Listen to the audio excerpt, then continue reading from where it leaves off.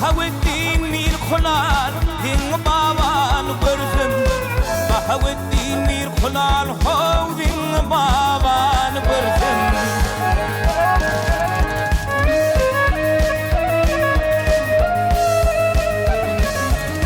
Nağlayna arşa teştire Nağlayna arşa teştire Adı elimle pastır İki cahan meteştir Arap divanı gördüm İki cahan meteştir Arap divanı gördüm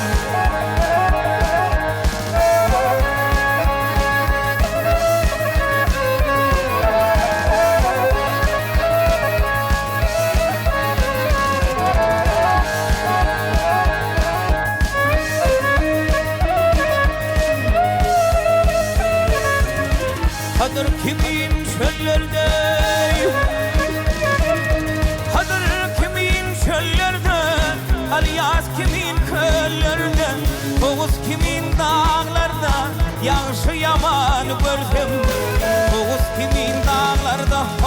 Yağışı yaman gördüm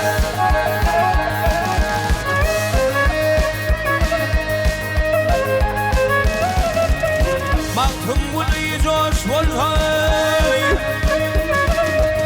Mahtum uli coş volhay Aksa didem yaş volhay İmanım yolloş volhay Barsam keveni gördüm İmanım yolloş volhay